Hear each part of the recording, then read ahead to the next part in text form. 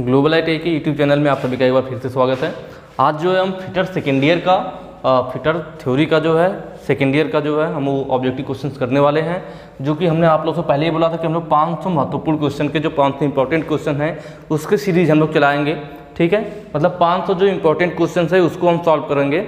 और अगर आपने इन क्वेश्चनों को ठीक से देख लिया और सॉल्व कर लिया तो 100% गारंटी है कि आप बिल्कुल आसानी से पास हो जाओगे, इसमें कोई प्रॉब्लम नहीं आएगी आपको। और उसके बाद जो आप लोगों का क्वेश्चन आने वाला है वो ये आएगा कि सर इसकी PDF कहाँ से हमें मिलेगी।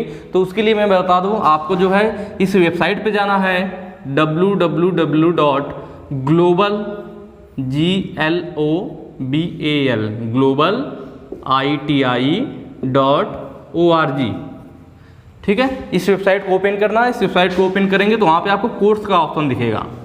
कोर्स का ऑप्शन हिंदी में लिखा होगा कोर्स पे चले जाएंगे। जब कोर्स पे क्लिक करेंगे तो नीचे आपको फिटर, इलेक्ट्रीशियन, वर्कशॉप कैलकुलेशन इस टाइप से ऑप्शन दिख जाएंगे। तो आप फिटर पे क्लिक कर लेना और वहाँ पे फिर फिटर सेकेंड ईयर का ऑप्शन मिलेगा, उस पर क्लिक करेंगे। वहाँ नीचे आपको PDF डाउनलोड करने के लिए मिल जाएगा। तो ये सिस्टम है, आप कैसे PDF इसका प्राप्त कर सकते हो। बाकी जो हमें सीरीज चलाने वाले हैं इसको क्रम वाइज एक दिन में हम लोग 25 क्वेश्चन करेंगे। ठीक है, कितने क्वेश्चन करेंगे? 25 क्वेश्चन। तो 25 के बाद फिर जब नेक्स्ट वीडियो आएगी तो उसमें 26 से स्टार्ट होगा, 26 से 50 तक। फिर उसके नेक्स्ट वाली वीडियो आएगी तो 50 से 75, उसकी नेक्स्ट आएगी तो 75 से 100। मतलब ये जो नंबरिंग है क्रम वाइज बढ़ती जाएगी और ये कब तक बढ़ती रहेगी? जब तक कि आपका 500 कंप्लीट ना हो जाए। तो ये आपके इंपॉर्टेंट क्वेश्चन है, बिल्कुल टेंशन लेने की जरूरत नहीं है। सिर्फ ये 500 क्वेश्चन पढ़ लीजिए, बिल्कुल आराम से आपका काम बन जाएगा, कोई दिक्कत नहीं आएगी। ठीक है, तो चलिए स्टार्ट करते हैं पहले क्वेश्चन से। पहला क्वेश्चन है आपका संकीर्ण कार्य के लिए। संकीर्ण का मतलब है नैरो, जहाँ पे सकरी जगह हो। संकीर्ण का मतलब क्या है? नैरो, जहाँ पे संकरी जगह होती है, पतली जगह होती है।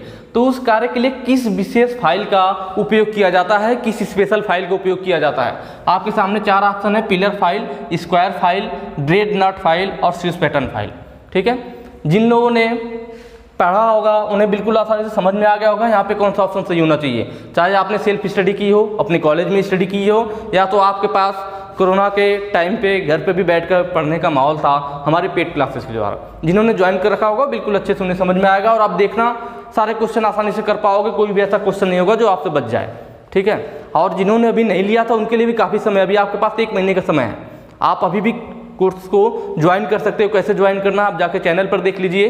ठीक है, और आप अपनी तैयारी को कंप्लीट कर सकते हैं। तो पहला क्वेश्चन क्या हो जाएगा? ऑप्शन ए सही होगा, पिलर फाइल। जो पिलर फाइल होती है हमारी, ये नॉर्मल फाइल की अपेक्षा पतली होती है और थोड़ी मोटी होती है। जो हमारी नॉर्मल फाइल होती है उसकी चौड़ाई की अपेक्षा इसकी चौड़ाई कम होती है और मोटाई अधिक होती है। तो ये पिलर फाइल होती है, तो इसकी चौड़ाई कम हो गई। जब चौड़ाई कम हो गई तो वो नैरो जगहों पे या जो सकरी जगह है, संकीर्ण जगह है, उन जगहों पे फाइलिंग करने के काम आ जाएगा। तो ऑप्शन ए आपका सही हो जाएगा, पिलर फाइल। नेक्स्ट क्वेश्चन पे चलेंगे। स्लॉटेड कैसल नट में स्लॉट क्यों दिए जाते हैं? स्लॉटेड कैसल नट, आपने कैसल नट पढ़ा होगा। हम जब नट वाला चैप्टर पढ़ रहे थे तो उसमें बताया गया था कि आपका नॉर्मल नट होता है और लॉक नट होता है। लॉक नट वहाँ पे यूज किए जाते हैं जहाँ पर मशीन के कार्य के दौरान या कंपन के दौरान वाइब्रेशन जब होता है तो नट के खुलने का डर रहता है, तो वहाँ पे लॉक नट यूज करते हैं। उन्हीं लॉक नट में एक नट हमारा स्लॉटेड कैसल नट भी आता है। ठीक है, ये नट किस टाइप से रहता था? तो यह नट हमारा कुछ इस आकृति में होता था, हेक्सागोनल होता था। ठीक है, और ऊपर क्या है, एरिया इसकी बड़ी रहती थी जिसमें स्लॉट कटा होता था। ठीक है, क्या कटा था? स्लॉट कटा रहता था, गोलाई में होता था। तो जब हम नट को टाइट कर लेते थे तो हमारे बोल्ट में एक होल रहता था। बोल्ट में क्या होता था, इसके या बोल्ट के ऊपर नट टाइट किया जाता था तो बोल्ट के ऊपर जब बोल्ट निकलता था तो यहाँ पे बोल्ट में होल रहता था। तो नट हमारा बोल्ट के साथ फिक्स हो जाए, लॉक हो जाए, वो वाइब्रेशन के समय खुले नहीं, तो इसमें क्या, इस स्लॉट की मदद से हम यहाँ पे क्या डाल देते थे, इसमें एक स्प्लिट पिन डालते थे। क्या डालते थे? Split pin. वह कुछ इस आकृति की होती थी।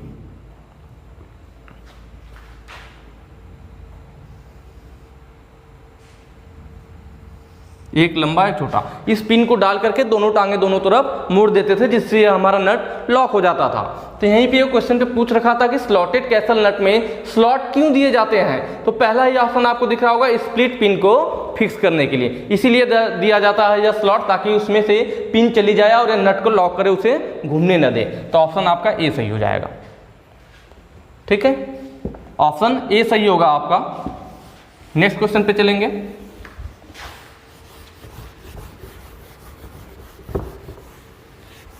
अगर आपने पढ़ा होगा तो बिल्कुल मजा आएगा, कोई दिक्कत नहीं आएगी, ठीक है, बिल्कुल आराम से कर पाएंगे।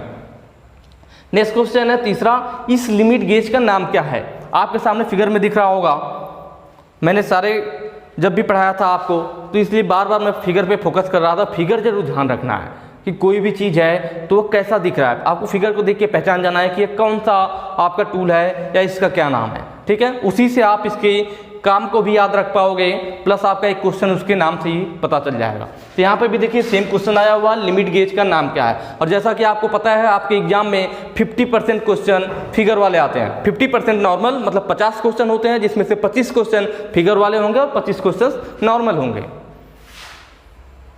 ठीक है। तो इसमें जो हमारा ऑप्शन होगा आपको दिख रहा है, यह कौन सा पहले गेज है, यह पहले ही पता चल रहा है, प्लग गेज है। प्लग गेज मैंने बताया था, जो सॉकेट के अंदर जैसे प्लग जाता है आपका तो उसे प्लग बोलते हैं, तो वैसे यह भी क्या होगा, किसी भी जॉब के इंटरनल डायमीटर को चेक करता है, किसी भी पाइप के अंदर के व्यास को या किसी जॉब के इंटरनल व्यास को, आंतरिक स्लॉट की चौड़ाई को, उन सब चीज़ों को चेक करने के लिए प्लग गेज यूज किया जाता है। तो यह क्या है, हमारा प्लग गेज है।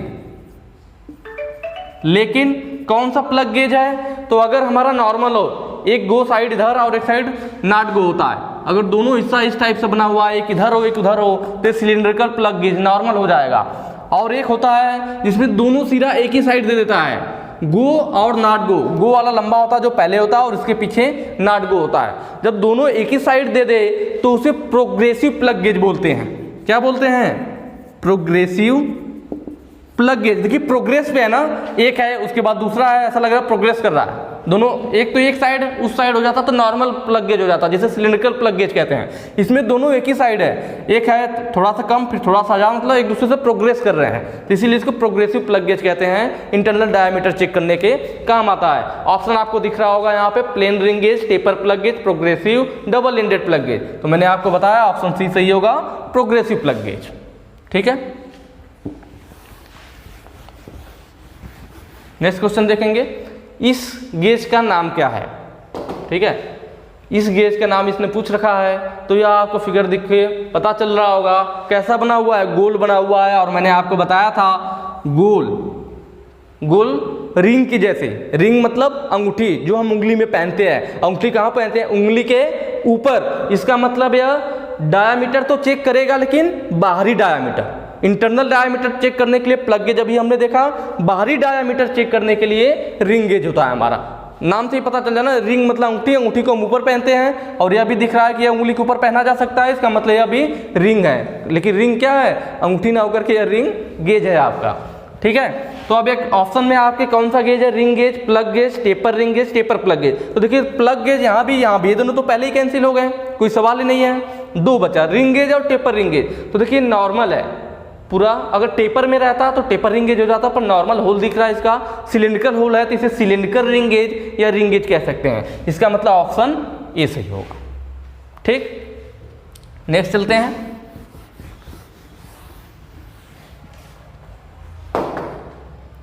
मिलने वाले भागों के बीच गैप की जांच करने के लिए गेज का उपयोग किया जाता है। कि अगर कहीं पे दो पार्ट्स आपस में मिल रहे हो, क्या हो रहे हो, दो पार्ट्स आपस में मिल रहे हो, उनके बीच में थोड़ा बहुत गैप रह जा रहा है, तो उस गैप को किस गेज की मदद से चेक किया जा सकता है, किस गेज की मदद से हम पता करते हैं कि इसके बीच में कितना गैप है, इसके बीच में कितना गैप है।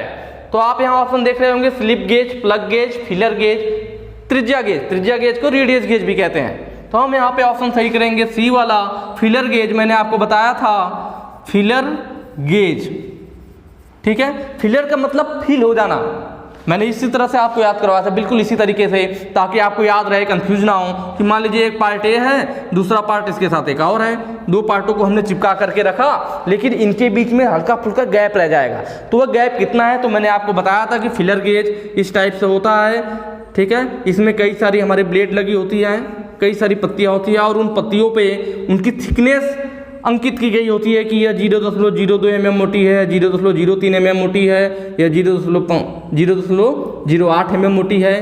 कुछ इस टाइप से सब पे क्या होता है, उनकी थिकनेस अंकित की गई होती है। तो हम क्या करते हैं, इन ब्लेडों को इन गैप में डालते हैं, जो ब्लेड लूज होगी पता चला ये वाली लूज हो रही है, यह भी उसके अंदर जा रही है लेकिन ये उसके अंदर नहीं जा रही है, तो इससे जस्ट पहले वाली जो ब्लेड इसके अंदर चली जा रही थी उस पर हम देख लेंगे कि कितना मोटाई लिखा हुआ है, वही इनके बीच का क्या होगा, गैप होगा।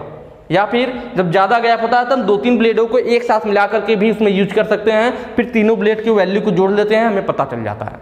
तो इस तरह से फिलर गेज का यूज किया जाता है 2 मिलने वाले भागों के बीच के गैप को चेक करने के लिए। नेक्स्ट चलेंगे, ठीक है, ऑप्शन सी सही रहेगा, मैंने पहले बताया था आपका ऑप्शन सी।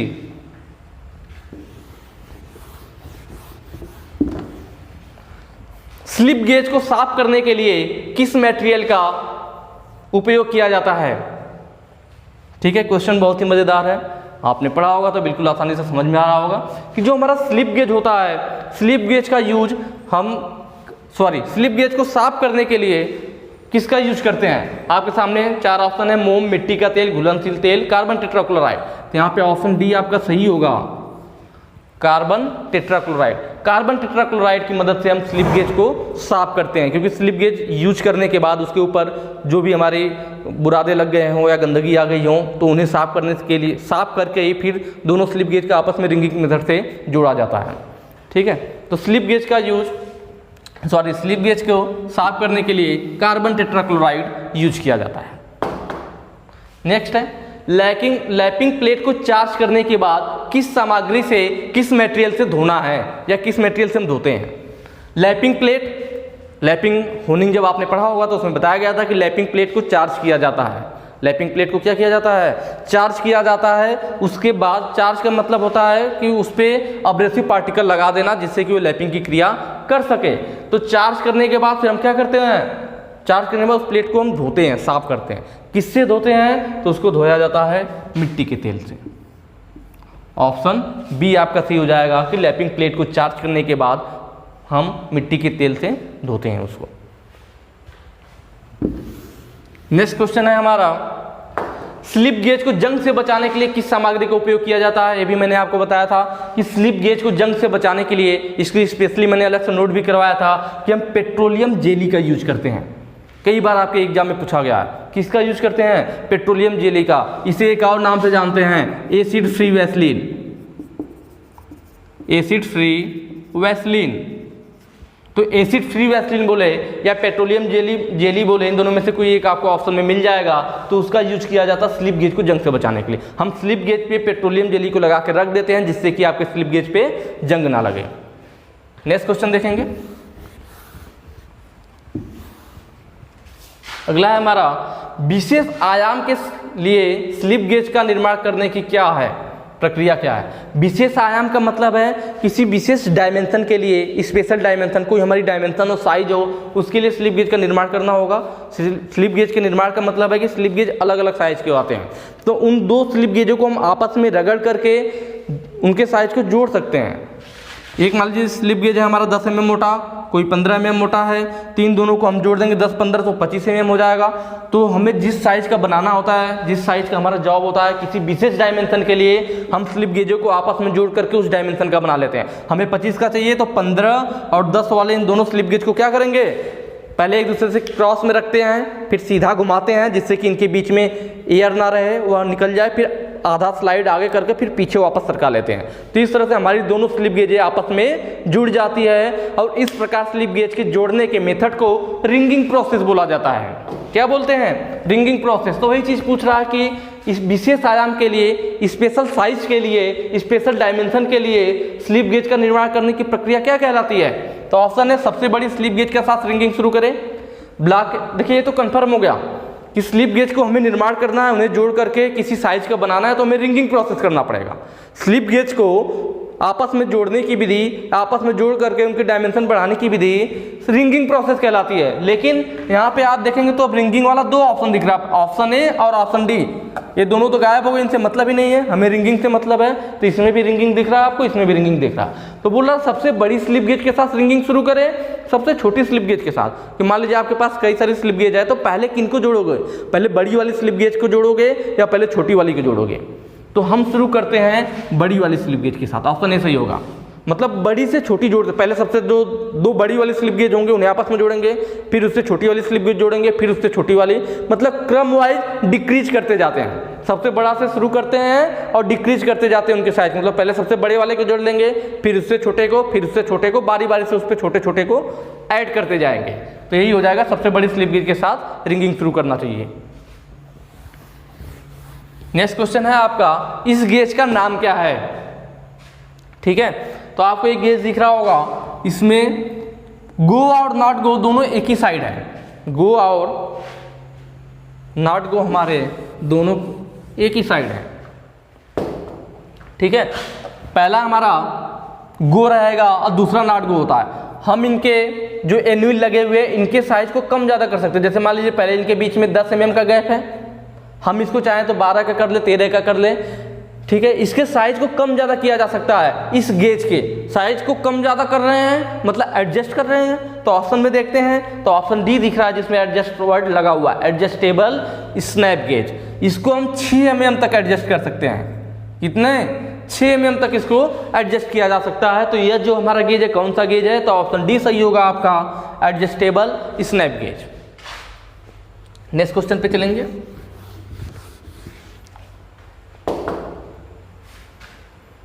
किस फिनिशिंग प्रक्रिया में डायमेंशनल एक्यूरेसी की हाई डिग्री होती है? कि इनमें जो प्रोसेस दिए गए हैं, इन प्रोसेस से हम क्या करते हैं, इनकी जो डायमेंशन बना रहे हैं किसी जॉब की, तो किसमें बहुत ज़्यादा एक्यूरेसी प्राप्त होगी। किसी भी जॉब को लास्ट में फाइनल फिनिशिंग कर रहे हैं, उनकी डायमेंशन को एग्जैक्ट साइज का बना रहे हैं, तो कौन सी प्रोसेस के द्वारा सबसे एग्जैक्ट डायमेंशन हमें प्राप्त होगा? Filing, turning, grinding, lapping. ठीक है, ये सभी फिनिशिंग प्रोसेस है। टर्निंग के द्वारा तो आप जानते हो, टर्निंग के बाद ही फाइलिंग या ग्राइंडिंग वगैरह की जाती है, तो टर्निंग तो ऐसे ही हट गया। इसमें देख रहे होंगे एक वर्ड है लैपिंग, आप जानते होंगे लैपिंग ही वो प्रक्रिया है जिसके द्वारा सबसे अधिक हमें एक्यूरेट डायमेंशन प्राप्त हो सकती है। सबसे अधिक फिनिशिंग इसी के द्वारा प्राप्त होता है, लैपिंग। यह बहुत ही कम मटेरियल काटता है, इसका मतलब इसके द्वारा हम अधिक एक्यूरेसी में डायमेंशन को प्राप्त कर सकते हैं। तो ऑप्शन डी सही हो जाएगा हमारा। नेक्स्ट है, किस अपघर्षक का मतलब अब्रेसिव पार्टिकल जो छोटे छोटे कण होते हैं जो कि जो हमारे मटेरियल है उनको घिसने के काम में आते हैं, जॉब को घिसने के काम में आते हैं, तो वही हमारा अब्रेसिव पार्टिकल होते हैं। तो पूछ रहा है किस अब्रेसिव का उपयोग नरम इस्पात, मतलब माइल्ड स्टील की बात कर रहा, माइल्ड स्टील, नरम इस्पात का मतलब क्या हो गया? माइल्ड स्टील और अलौ धातु, non ferrous metal, non ferrous metal कि माइल्ड स्टील और नॉन फेरस मेटल धातुओं की लैपिंग के लिए हम कौन सा अब्रेसिव पार्टिकल यूज करेंगे? आप जानते हैं कि अब्रेसिव पार्टिकल हमारा लैप पे लगाया जाता है और फिर हम किसी भी पदार्थ की लैपिंग करते हैं। ठीक है, वो हमारा चार्ज किया जाता है उस अब्रेसिव पार्टिकल को। तो माइल्ड स्टील और नॉन फेरस के लिए हम फ्यूज्ड एल्यूमिना यूज करते हैं।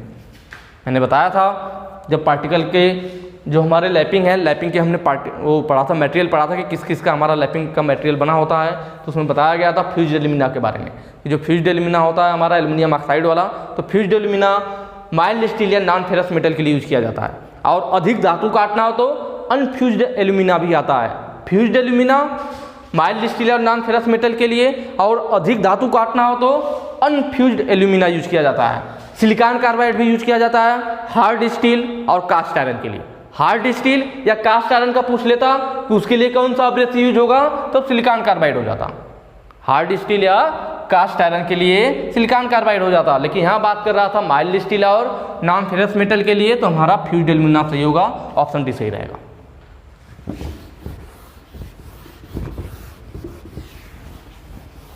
नेक्स्ट क्वेश्चन है हमारा, लैपिंग प्लेट की सतह पर ग्रूव क्यों प्रदान किए जाते हैं? जो हमारी लैपिंग प्लेट होती है उस पर ग्रूव और स्लिट दोनों चीज़ कटी होती है। ये भी मैंने आपको बताया था, जिन लोगों ने पढ़ रखा होगा उन्हें तो बिल्कुल मज़ा आ रहा होगा। ठीक है, मैंने बताया था आपको कि जो हमारी लैपिंग होती है इस तरह से आपका राउंड में था, राउंड टाइप का था, और जगह जगह पे क्या था, बीच बीच में हमारा स्लिट कटा हुआ था।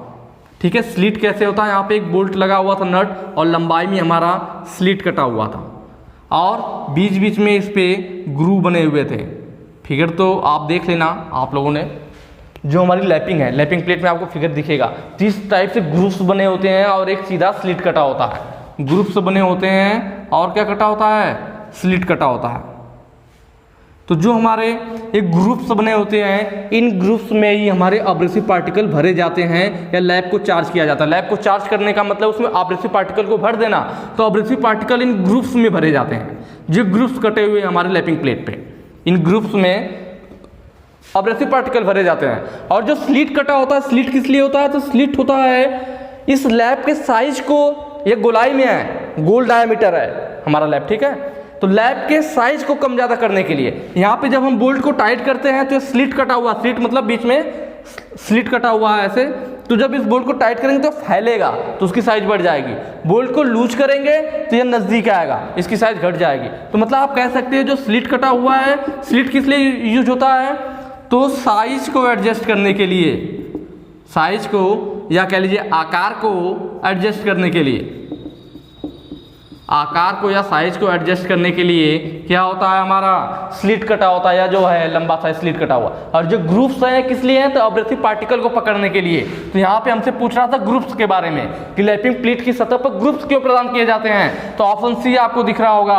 अब घर्षक को बनाए रखने के लिए, अब घर्षक मतलब अब्रेसिव, और बनाए रखना मतलब इन्हें पकड़े रहना, ठीक है, तो ऑप्शन सी सही हो जाएगा कि जो ग्रुप्स बने हैं वो अब्रेसिव पार्टिकल को पकड़े रखने के लिए, अब घर्षक को बनाए रखने के लिए।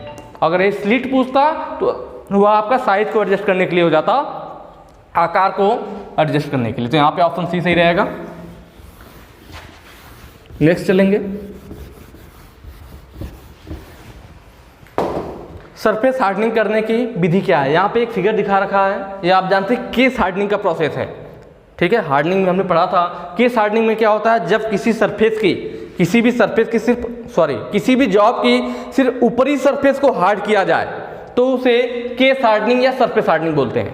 पूरा मेटल हार्ड कर दोगे तब तो हार्डनिंग प्रोसेस हो जाएगा, लेकिन हम क्या करें, जैसे हमारा मार्कर है तो इसकी चारों साइड की सिर्फ ऊपरी सरफेस को हार्ड कर दे, अंदर का सरफेस सॉफ्ट ही बना रहे, तो सिर्फ ऊपरी सरफेस को हार्ड करना केस हार्डनिंग या सरफेस हार्डनिंग कहलाता है। तो जो ऊपरी सरफेस को हार्डनिंग, केस हार्डनिंग की जो विधियां हैं या कह लीजिए ऊपरी सरफेस को हार्ड करने की विधियां हैं वह अलग अलग टाइप की होती है। तो ये बॉक्स दिखा रखा है, पूछ रहा है कि ये कौन सी हार्डनिंग विधि है, कौन सी केस हार्डनिंग विधि है या सरफेस हार्डनिंग विधि है। तो यह देख रहे हैं, बक्सा में आप कोई चीज़ पैक कर देते हैं, बक्से में आप क्या करते हैं, कोई भी चीज़ पैक कर देते हैं, तो यह ऑप्शन भी आपको दिख रहा होगा, पैक कार्बोराइजिंग।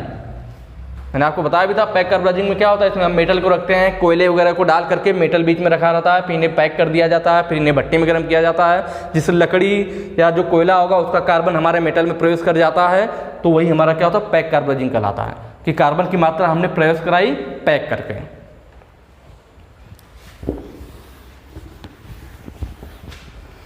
नेक्स्ट है हमारा सरफेस हार्डनिंग करने की विधि क्या है। ये फिगर आपको दिखा रखा है और पूछ रहा है कि ये जो सरफेस हार्डनिंग करने की कौन सी विधि है, ठीक है।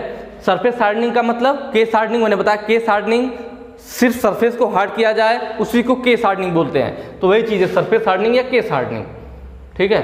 तो ये देख रहे हैं आप, ये आपका बीच में जॉब है, बीच में क्या है, जॉब है, और यह साइड में लौ जल रही है, आग टाइप का जल रहा है, यहाँ भी दिखाया गया आग टाइप का जल रहा है। तो आग मतलब फ्लेम, फ्लेम हम गैस के द्वारा जलाते हैं, तो जॉब पे हम गैस या फ्लेम के द्वारा जला करके इसको हीट करते हैं और उसमें कार्बन की मात्रा प्रवेश कराते हैं, तो वह हमारा क्या होता है, फ्लेम हार्डनिंग कहलाता है। ऑप्शन आपको सी दिख रहा होगा, फ्लेम हार्डनिंग। अगर ये ज्वाला नहीं जल रही होती, नॉर्मल जॉब होता आपका और इस पर सिर्फ इस तरह से कॉइल लपेटी गई होती, क्या लपेटा गया होता, कॉइल, तो इंडक्शन हार्डनिंग हो जाता, अगर ज्वाला नहीं जल रही थी। लेकिन इसमें क्या दिखा दिया गया कि ऐसे आग जल रही है, आग जल रही है मतलब फ्लेम जल रही है, हम गर्म करते हैं फ्लेम के द्वारा और पीछे पानी गिराते जाते हैं ताकि वो तेज़ी से ठंडा हो जाए, ठीक है, तो उसमें हार्डनेस आ जाती है। तो यहाँ पे हमारा क्या हो जाएगा, फ्लेम हार्डनिंग, ठीक है। तो इसलिए डायग्राम आपको बिल्कुल ध्यान रखना है, मैंने बताया था डायग्राम बहुत इंपॉर्टेंट है, तो यहाँ पे ध्यान रखना है कि अगर यह ज्वाला नहीं जल रही हो, कंफ्यूज नहीं होना है। यहाँ पे देखिए ज्वाला जलते हुए दिखाया गया, अगर यह आग नहीं जल रही होती, सिर्फ कॉइल लपेटा गया होता तो इंडक्शन हार्डनिंग हो जाता, लेकिन इसमें आग जलते हुए दिखाया गया है, इसका मतलब फ्लेम हार्डनिंग है। तो आपको फिगर बहुत मस्ट है, क्योंकि आपके क्वेश्चन में जैसा मैंने आपको बताया 25 क्वेश्चन फिगर से ही आएंगे, 50% क्वेश्चन आपके फिगर वाले होंगे। नेक्स्ट है 400 डिग्री सेल्सियस से नीचे के तापमान पर कठोरीकृत स्टील को पुनः गर्म करके फिर ठंडा करने के लिए किया गया उष्मा उपचार, ठीक है। कि हम 400, पहले तो ये वर्ड को पकड़ो, कठोरीकृत स्टील, कठोरीकृत मतलब हार्डेंड, जिसको हार्ड किया गया हो। हम हार्ड किए गए स्टील को दोबारा गर्म करके फिर ठंडा कर रहे हैं, लेकिन 400 डिग्री सेल्सियस तक ही गर्म कर रहे हैं। क्रिटिकल टेम्परेचर से नीचे ही गर्म कर रहे हैं। ऊपर गर्म करते हैं फिर ठंडा करते, तो अगर धीरे धीरे ठंडा करते तो सॉफ्ट हो जाता, तेजी से ठंडा करते तो हार्ड हो जाता। लेकिन यहाँ बात कर रहा है कि 400 डिग्री सेल्सियस गर्म करके ठंडा कर दिया जा रहा है, तो यह कौन सी प्रोसेस होगी? हार्डेंड स्टील है, मतलब स्टील को हार्ड कर दिया गया था। आपको पता है कभी भी हम पढ़ते हैं तो हमेशा ये वर्ड दोनों साथ में आते हैं, हार्ड एंड टेम्पर, कि इस चीज़ को हार्ड एंड टेम्पर किया गया। तो इसका मतलब हार्डनिंग करने के बाद उसे फिर गर्म करके ठंडा किया जा रहा है, तो ये कौन सा प्रोसेस होता है? टेम्परिंग होता है। क्यों होता है? जब हमारा जॉब को हम हार्ड करते हैं तो उसमें कार्बन की मात्रा अधिक बढ़ जाती है, जिससे वो कठोर तो हो जाता है लेकिन उसमें भंगुरता का गुण आ जाता है। कार्बन की मात्रा अधिक बढ़ने से वो हार्ड हो गया स्टील, कठोर हो गया, लेकिन उसमें भंगुरता का गुण आ गया, जिससे हम उसे यूज नहीं कर पाएंगे। यूज करोगे थोड़ा भी झटका लगेगा तो वो टूट जाएगा। तो उसके भंगुरता को कम करने के लिए टेम्परिंग किया जाता है। वह टेम्परिंग 400 डिग्री सेल्सियस से नीचे के तापमान पर होती है। उसे गर्म करके फिर ठंडा कर देते हैं, तो थोड़ी सी स्टील में कार्बन की मात्रा कम हो जाती है, कह लीजिए हल्का से स्टील सॉफ्ट हो जाती है, जिससे कि उसमें से भंगुरता कम हो जाता है और फिर हम उस स्टील को यूज कर पाते हैं। तो ये टेम्परिंग होता है। हमेशा हम हार्ड के पास तुरंत टेम्परिंग करते हैं, तो यहाँ हार्डेंड स्टील था। ठीक है, नेक्स्ट क्वेश्चन पे चलेंगे।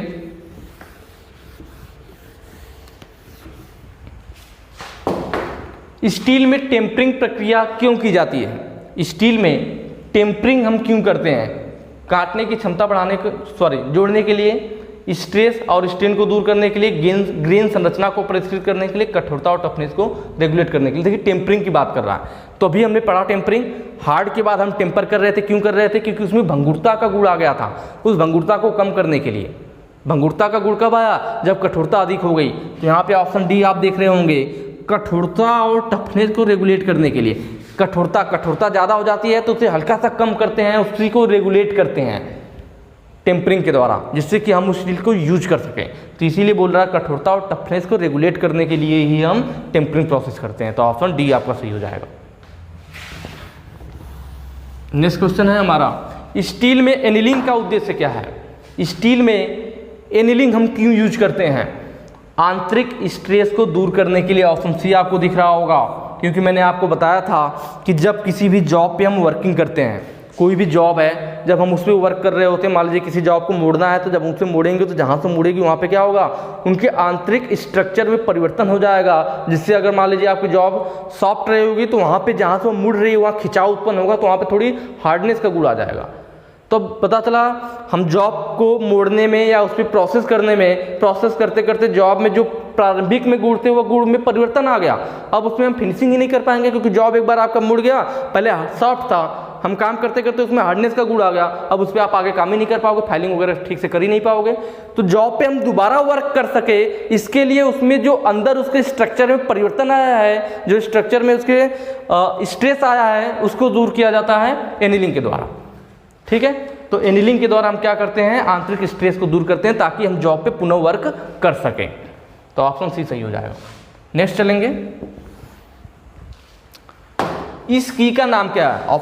आपको दिख रहा होगा फिगर में, बिल्कुल प्लेन है, ये थोड़ी भी टेपर नहीं होती, लंबाई में पूरी एक समान रहती है। पूरी लंबाई में इसकी मोटाई क्या रहती है? एक समान रहती है, इसमें कोई टेपर नहीं होता है। और आप जानते हैं कि यह की आधा शाफ्ट में लगी होती है और आधा पुली या हब में, जो भी हब के रूप में क्या होगा? पुली हो सकता है, गियर हो सकता है। तो आधा शाफ्ट में लगी है, आधा पुली या गियर में लगी है, इसका मतलब यह की कौन सी होगी? शंख की होगी। और अगर वह सिर्फ और सिर्फ पुली में लग रही है, शाफ्ट में नहीं लग रहा है, तो वह क्या होता है? हमारा सैडल की होती है। मेन दो है ना, शंख की और सैडल की। शंख की तब बोला जाएगा जब की का आधा भाग शाफ्ट के अंदर रहे और आधा भाग पुली या गियर के अंदर रहे, तो वह हमारा शंख की कहलाता है। और अगर की सिर्फ और सिर्फ गियर या पुली के अंदर रहे, शाफ्ट के अंदर उसके लिए कीवे नहीं बनाया जाए, तो वो हमारा सैडल की होता है। तो पहली चीज़ तो ये क्लियर हो गई कि ये शंख की है। कौन सी वाली है? तो जो आपका ऑप्शन है फीदर शंख की या फेदर शंख की। जो फेदर की दे रखा है, क्योंकि फेदर की जो होती है पूरी लंबाई में जो होती है उसकी मोटाई एक समान होती है, इसमें कोई भी टेपर नहीं होता है, उसको फेदर की बोलते हैं। तो ऑप्शन बी सही हो जाएगा।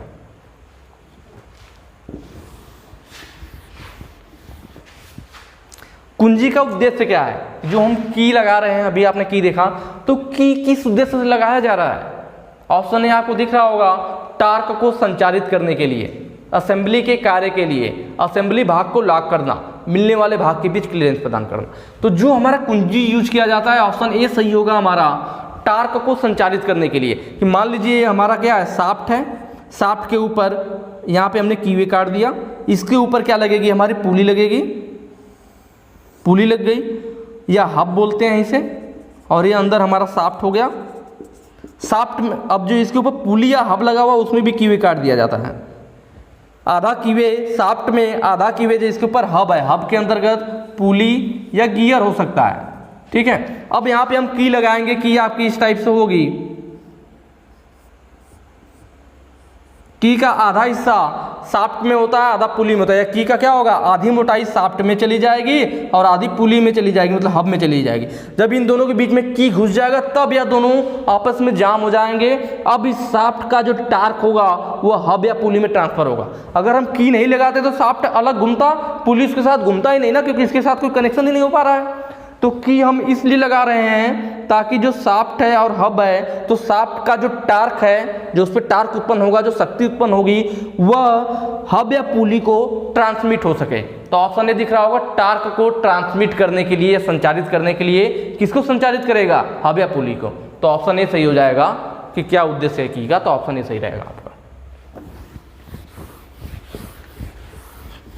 नेक्स्ट क्वेश्चन है कीवे टेपर अनुपात क्या होता है। तो आपको मैंने हमेशा बताया है कि जो भी हमारी टेपर की होती है, कीवे होता है, लेकिन टेपर का अनुपात पूछ रहा है तो वह 1:100 का रहता है।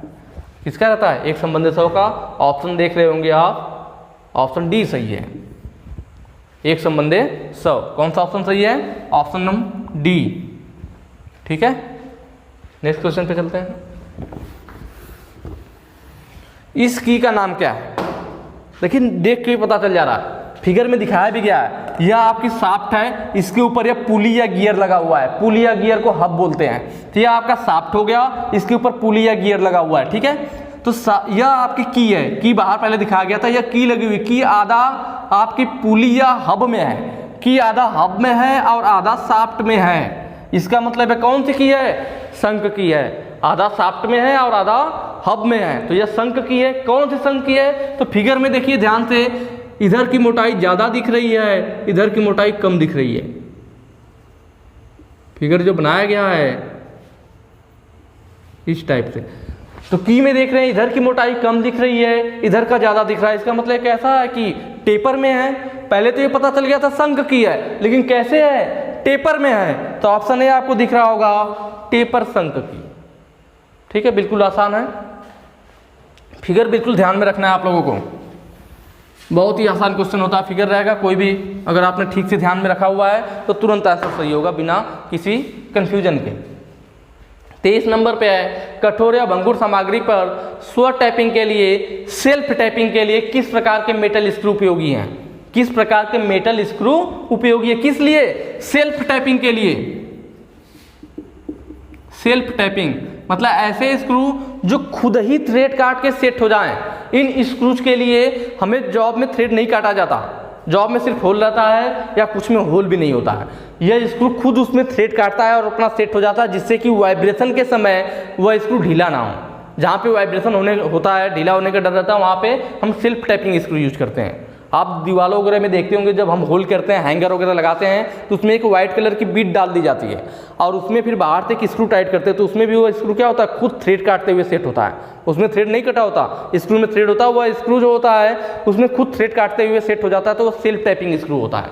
तो वही चीज़ पूछ रहा है कि किसके, कठोर या भंगुर, हार्ड या ब्रिटल अगर मटेरियल है हमारा, हार्ड या ब्रिटल मटेरियल है, तो उसके लिए कौन सा सेल्फ टैपिंग स्क्रू यूज होगा। जो पहला है सेल्फ पियर्सिंग, थ्रेड कटिंग और थ्रेड फॉर्मिंग। ये तीनों जो ऑप्शन है ए बी सी, ये तीनों सेल्फ टैपिंग स्क्रू ही हैं। ये तीनों कौन से हैं, सेल्फ टैपिंग स्क्रू हैं। Self piercing, thread cutting, thread forming, ये तीनों सेल्फ टैपिंग स्क्रू के भाग हैं। कब यूज किया जाता है, जब सेल्फ पियर्सिंग होता है, यह इसमें जॉब में छेद भी नहीं होता है, यह पतली सीटों के लिए यूज किए जाते हैं। तीनों किसके लिए यूज किए जाते हैं, पतली सीटों के लिए। इसमें जॉब में छेद भी नहीं होता। पियर्सिंग का मतलब छेद करना है, या खुद ही छेद भी करेगा और खुद ही थ्रेड भी काट करके उस पार्ट में सेट हो जाएगा। दो जॉब होंगे, दोनों एक दूसरे पे रखे हुए, मान लीजिए ये स्क्रू इसमें आगे की साइड नुकीला बनाया गया होता है, या खुद ही इसमें जॉब में छेद करते हुए और थ्रेड काटते हुए इसमें सेट हो जाता है, तो वह सेल्फ पियर्सिंग होता है कि खुद सेल्फ पियर्सिंग। पियर्सिंग मतलब छेद करना, खुद ही छेद भी करेगा और खुद ही थ्रेड काट के उसमें सेट हो जाएगा, तो वह सेल्फ पियर्सिंग स्क्रू कहलाएगा। दूसरा थ्रेड कटिंग। तो जो thread cutting self tapping screw होता है, thread cutting self tapping screw, ये थ्रेड काटते हुए सेट हो जाता है किसमें? कठोर या भंगुर सामग्री में। तो कठोर या भंगुर मटेरियल, हार्ड या ब्रिटल मटेरियल पर सेल्फ टैपिंग करके, स्वयं टैपिंग के लिए जो होता है हमारा thread cutting self tapping screw use किया जाता है। जो थ्रेड फॉर्मिंग था ये पतली चादर वगैरह के लिए यूज किया जाता था सॉफ्ट मटेरियल में। थ्रेड फॉर्मिंग वाला किसके लिए होता है? सॉफ्ट मटेरियल के लिए, जबकि हार्ड के लिए थ्रेड कटिंग वाला यूज होता है। तो तीनों सेल्फ टैपिंग स्क्रू है, या उस पार्ट में किया जाएगा जिसमें छेद ना हो, या दोनों वहाँ किए जाएंगे जिसमें पहले पार्ट में छेद कर दिया जाता है। लेकिन थ्रेड कटिंग वाला हार्ड के लिए होता है और थ्रेड फॉर्मिंग स्क्रू जो होता है वह सॉफ्ट के लिए होता है। और हैमर ड्रिवेन स्क्रू जो होता है वह किसी भी कास्ट आयरन की बॉडी पर नेम प्लेट लगाने के लिए होता है। तो इस क्वेश्चन का ऑप्शन बी सही होगा, थ्रेड कटिंग।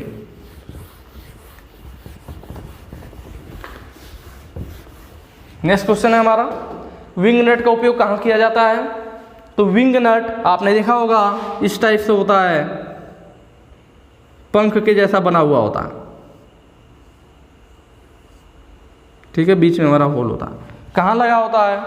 हेक्सा पे आपने देखा होगा, हैंड वाइस होती है, ठीक है, बेवेल स्क्वायर होता है। तो हेक्सा पर क्या होता है? ब्लेड बदलने के लिए हमें रिंच की जरूरत नहीं होती ना, हम हाथ से ही विंग नट को खोलते हैं, नया ब्लेड लगा के फिर हाथ से कट देते हैं।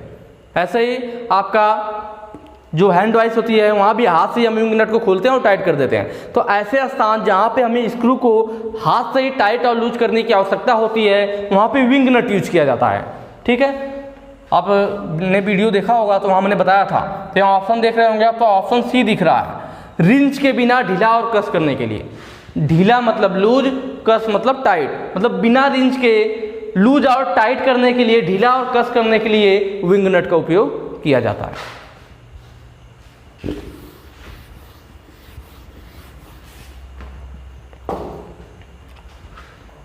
इस गेज का नाम क्या है? आपको फिगर दिख रहा होगा और पूछ रहा है इस गेज का नाम क्या है। तो यह जो गेज है हमारा वो त्रिज्या गेज है, इसे रेडियस गेज कहते हैं, रेडियस गेज, या इसे फिलेट गेज के नाम से भी जाना जाता है।